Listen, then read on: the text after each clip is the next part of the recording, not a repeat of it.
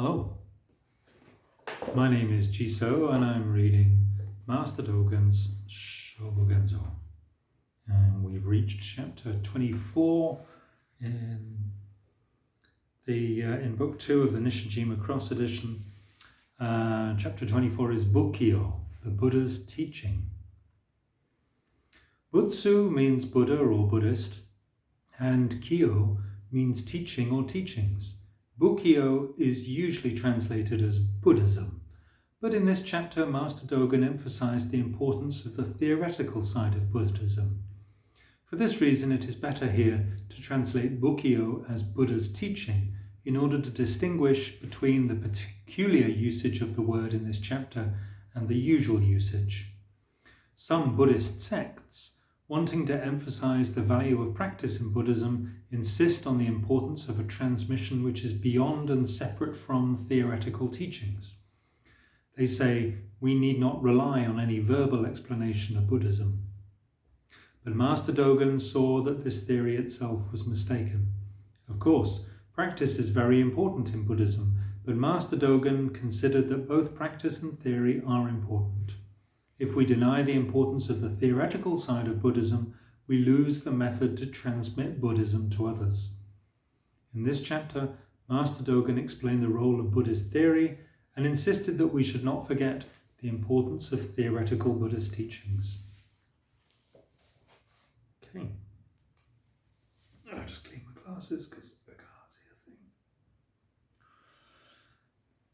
Am I still in sunny Copenhagen? Although it's not been that sunny. It's sort of low cloud, drizzle today. Good museum day. Right, let's get into it, shall we? The realization of the truth of the Buddhas is the Buddha's teaching. Because Buddhist patriarchs perform it for the benefit of Buddhist patriarchs, the teaching authentically transmits it for the benefit of the teaching. This is turning the wheel of Dharma. Inside the eye of this wheel of Dharma, the teaching causes Buddhist patriarchs to be realized and causes Buddhist patriarchs to enter parinirvana. Those Buddhist patriarchs, without fail, possess manifestation in a single atom and possess nirvana in a single atom. They possess manifestation through the whole universe, and they possess nirvana through the whole universe. They possess manifestation in a single instant and possess manifestation through the ocean of abundant kalpas. Yet, their manifestation in one atom at one instant is utterly without incomplete virtue, and their manifestation through the whole universe through the ocean of abundant kalpas is never an effort to make up a deficiency. For this reason, we never say that Buddhas who realize the truth in the morning and then pass into nirvana in the evening are lacking in virtue. If we say that one day is of meagre virtue, then the human span of 80 years is not that long. And when we compare the human span of 80 years with 10 kalpas or 20 kalpas, it may be like the relation between one day and 80 years. The virtue of this Buddha and of that Buddha may be indistinguishable.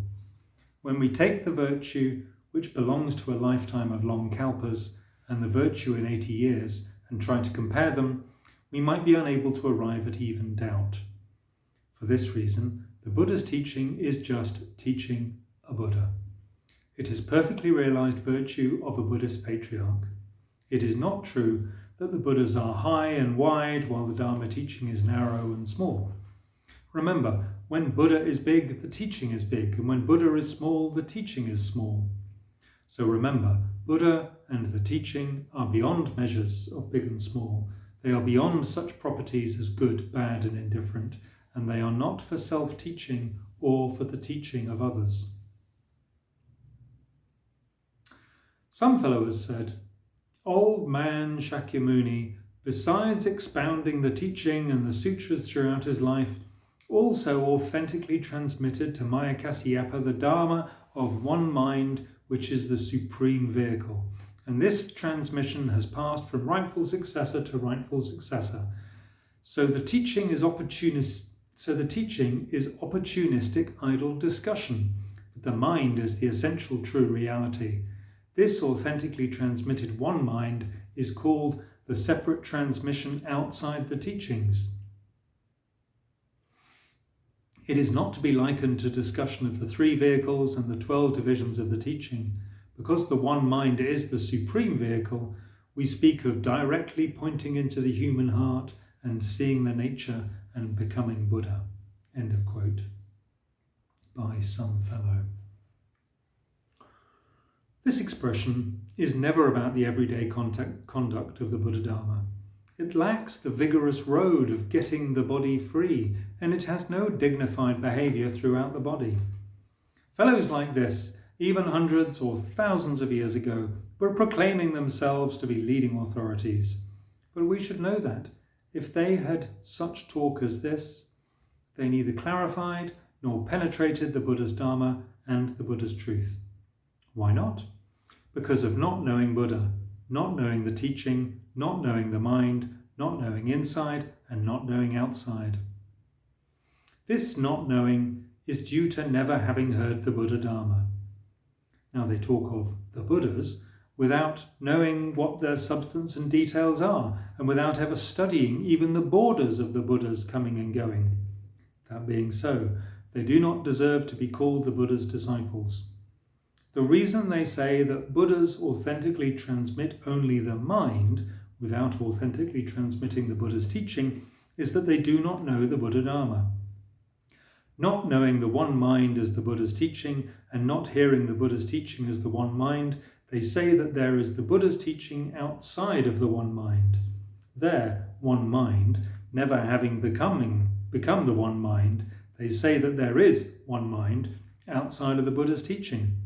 It may be that their Buddha's teachings have never become the Buddha's teaching. Although they have transmitted and received the fallacy of a separate transmission outside the teachings, because they have never known inside and outside, the logic of their words is not consistent. How could the Buddhist patriarchs, who receive the one-to-one transmission of the Buddha's right Dharma right treasury, fail to receive the one-to-one transmission of the Buddha's teachings? Still more, why would old man Shakyamuni have instituted teachings and methods that could have no place in the everyday conduct of Buddhists? Old man Shakyamuni intended, already, to create teachings and methods to be transmitted one-to-one. What Buddhist patriarch would wish to destroy them? Therefore, the meaning of the one mind, which is the supreme vehicle, is just the 3 vehicles and the 12 divisions of the teaching, and is just the Mahayana treasury and the Hinayana treasury.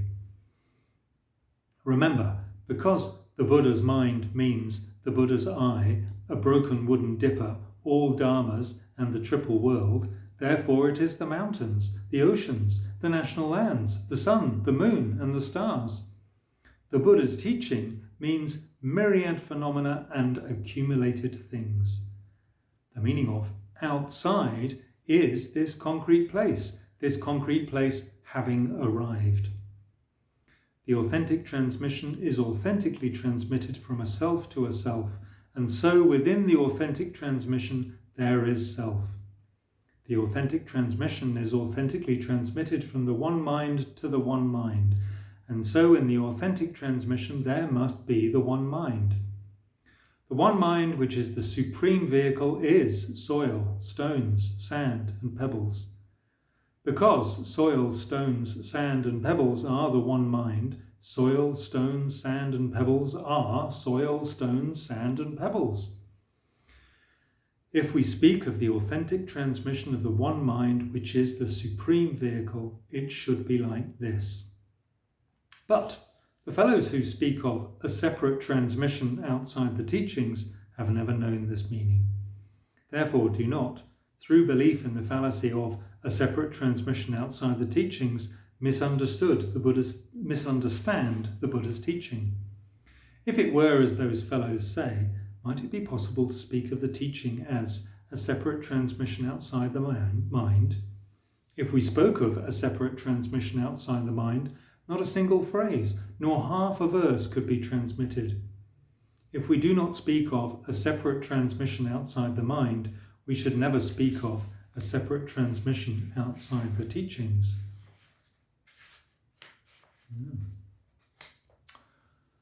Maya Kasyapa, as already the rightful successor of Shakyamuni, is owner of the teaching of the Dharma-eye treasury, and having received the authentic transmission of the right Dharma-eye treasury, he is the keeper of the Buddha's state of truth. To say, on the contrary, that he need not have received the authentic transmission of the Buddha's teaching may be one-sided and limited learning of the truth. Remember, when one phrase is authentically transmitted, the authentic transmission of the whole Dharma takes place. When one phrase is authentically transmitted, there is the transmission of mountains and the transmission of waters, and it is impossible to depart from the transmission at this concrete place. Excuse me. Too many beans. Shakyamuni's right Dharma-eye treasury and supreme state of Bodhi were authentically transmitted only to Maya Kasyapa. They were not authentically transmitted to the other disciples. The authentic transmission is inevitably Maya Kasyapa. For this reason, in the past and present, every individual who learns the true reality of the Buddha Dharma, when deciding upon teaching and learning which have come from the past, inevitably investigates them under the Buddhist patriarchs. We do not seek the decision under anyone else. Unless we have obtained the right decision of the Buddhist patriarchs, unless we have obtained the right decision of the Buddhist patriarchs, our decision is not yet the right decision. If we hope to determine whether the teachings that we rely upon are right or not, we should determine it under the Buddhist patriarchs. The reason is that the original owners of the whole wheel of Dharma are the Buddhist patriarchs. Only the Buddhist patriarchs, having clarified and authentically transmitted the expression existence, the expression non-existence, the expression emptiness, and the expression matter, are past Buddha and present Buddha. Learning these words in practice, we should meet with the ancestral patriarchs of Buddhism, and we should see and hear the teachings and methods of Buddhism. The present asking about the patriarch's intention and the intention of the teachings is asking whether the patriarch's intention and the patriarch's intention are the same or different. The present assertion that hens when cold perch in trees, ducks when cold enter the water, expresses sameness and different, but not the sameness and difference which is at the mercy of the perceptions of people who hold views on sameness and difference. Thus, because Hariyo is beyond discussion of sameness and difference, he might be saying it is the same difference. Therefore, he seems to be saying, do not ask about sameness and difference. Gensa, on one occasion, is asked by a monk, the 3 vehicles and the 12 divisions of the teaching being unnecessary, just what is the ancestral master's intention in coming from the West? The master says, the 3 vehicles and the 12 divisions of the teaching completely being unnecessary. The monk's question here, the 3 vehicles and the 12 divisions of the teaching being unnecessary, just what is the ancestral master's intention in coming from the West, as commonly understood, says that the 3 vehicles and the 12 divisions of the teaching are individual branches of a forked road, and asks whether the ancestral master's intention in coming from the West might exist elsewhere. The common understanding does not recognize that the 3 vehicles and the 12 divisions of the teaching are the ancestral master's intention in coming from the West itself. How much less could it know that the aggregate of 84,000 Dharma gates is just the ancestral master's intention in coming from the West? Let us investigate why the 3 vehicles and the 12 divisions of Dharma teaching are unnecessary. When, if ever, they are necessary, what kind of criteria do they contain? Where the 3 vehicles and the 12 divisions of the teaching are unnecessary is learning and practice of the ancestral master's intention in coming from the West realized. The appearance of this monk's question might not be for nothing. Gensā says, the 3 vehicles and the 12 divisions of the teaching completely being unnecessary. This expression is the wheel of the Dharma. We should investigate the fact that where this wheel of Dharma turns, the Buddha's teaching exists as the Buddha's teaching. The point is that the 3 vehicles and the 12 divisions of the teaching are the wheel of Dharma of the Buddhist patriarchs. It turns at times and places in which there are Buddhist patriarchs, and it turns at times and places in which there are no Buddhist patriarchs. It turns the same before a patriarch and after a patriarch. Further, it has the virtue of turning a Buddhist patriarch. Just at the moment of the ancestral master's intention in coming from the West, the wheel of Dharma is completely beyond necessity. That is, completely unnecessary means neither that we do not use it, nor that it is worn out. It is simply that this wheel of Dharma at this time is turning the wheel of complete unnecessity. We do not deny the existence of the 3 vehicles and the 12 divisions of the teaching. We should glimpse the moment of their complete non-necessity. Because they are complete non-necessity, they are the 3 vehicles and the 12 divisions of the teaching. Because they are the 3 vehicles and the 12 divisions of the teaching, they are not 3 vehicles and the 12 divisions of the teaching. For this reason, we express them as the 3 vehicles and the 12 divisions of the teaching. To quote one from among innumerable examples of those 3 vehicles and 12 divisions of teaching, it is as follows. And then we get into the 3 vehicles. But I will leave that until tomorrow.